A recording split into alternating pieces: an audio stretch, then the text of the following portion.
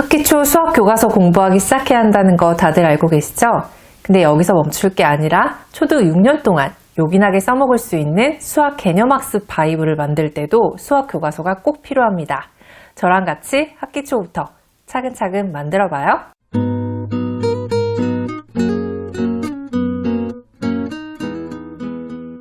안녕하세요. 대한민국 학부모를 위한 실천적인 교육 전문 채널 교집합 스튜디오에 오신 것을 환영합니다. 저는 주단쌤입니다.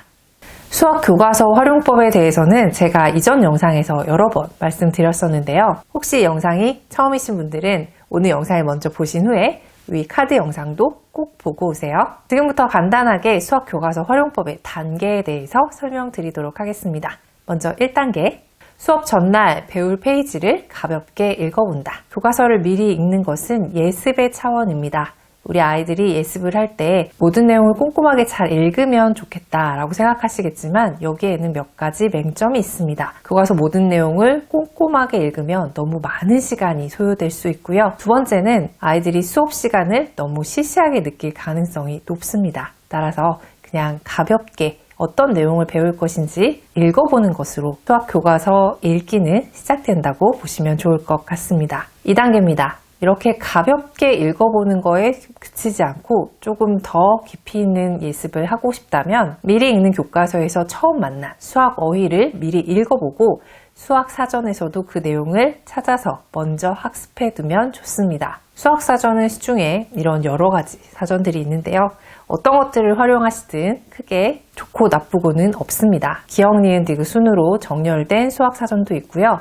학년별로 구분된 것들도 있으니까 아이들이랑 함께 서점에 나가보셔서 이것저것 살펴보시고 아이에게 직접 선택하도록 선택권을 주시기 바랍니다. 3단계. 배울 내용과 관련된 수학 동화를 찾아 읽는다. 수학 동화를 읽는 것에 대한 장점은 여러 번 설명드린 바가 있는데요. 가장 대표적으로 아이들이 개념을 어렵게 받아들이지 않고 스토리 속에 녹여서 받아들이기 때문에 훨씬 더 친근하고 실생활적으로 받아들일 수 있다는 장점이 있고요. 두 번째는 그 내용 한 가지만 포함된 게 아니라 그 앞뒤 학년들의 내용들까지 모두 포함되는 경우들이 많기 때문에 연결된 개념 학습이 가능합니다. 따라서 교과서를 미리 읽어두고 수학 어휘를 조금 심화학습하는 차원에서 수학 동화를 읽게 된다면 그 내용도 당연히 심화가 될 것이고요.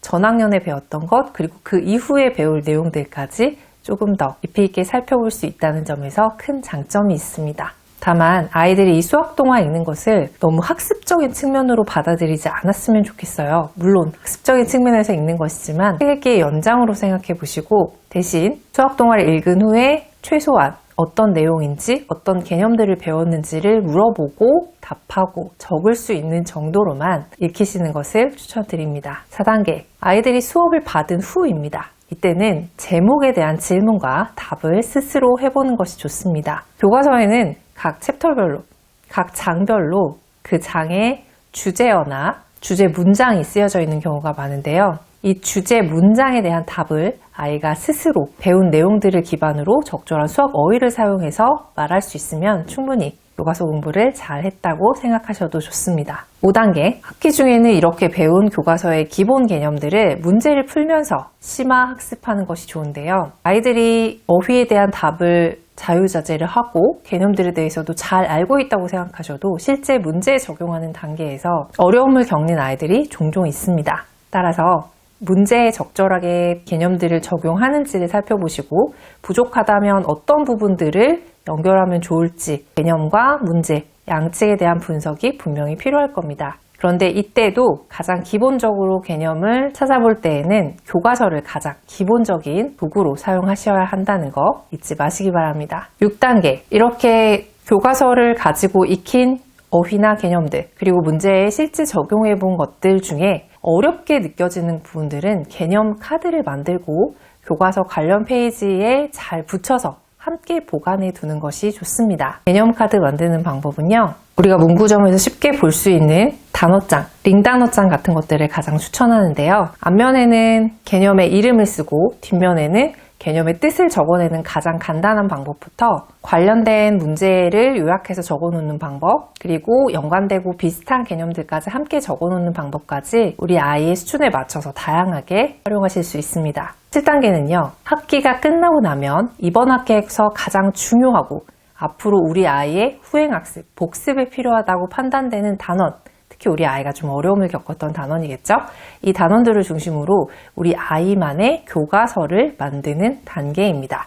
제가 학부모님들에게 여러 번 말씀드릴 때 교과서나 문제집들은 나중에는 이것들을 분해하고 찢고 붙이고 정리해서 우리 아이에게 필요한 도구를 새로 창조하셔야 한다고 많이 강조를 드리고 있는데요. 학기가 끝나고 나면 이 책을 전체적으로 다시 볼 일은 없기 때문에 단원별로 필요한 것들을 모아놓고 필요하지 않은 것들은 또 따로 모아놓는 과정이 필요합니다. 예를 들어서 우리 아이가 분수에 대해서 잘 모른다면 초등학교 3학년 과정부터 분수 파트만 잘 잘라서 모아놓으면 이게 바로 분수에 대한 교과서가 되겠죠.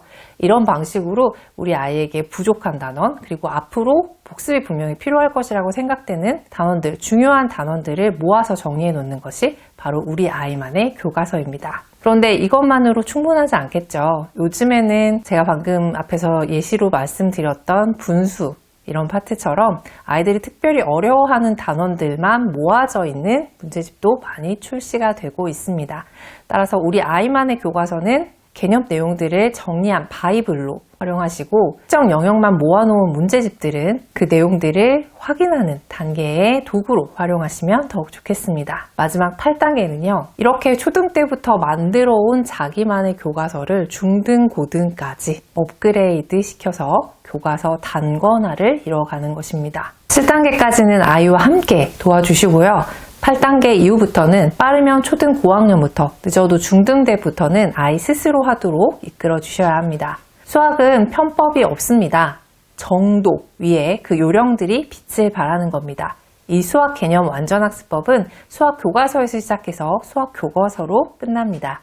누가 더 자신의 약점을 보완하는 무기를 만드느냐가 결국 마지막 성패를 가를 겁니다. 아이의 무기를 만드는 극초반의 담금질, 어머님의 마음먹기에 달려 있습니다. 지금 바로 시작하세요. 이 내용은 저희 책 초등 국영수 문해력에도 자세히 실려 있습니다. 상황이 되시는 분들은 참고하시면 좋을 것 같습니다. 그럼 전 다음에 또 유익한 영상으로 인사드릴게요. 감사합니다.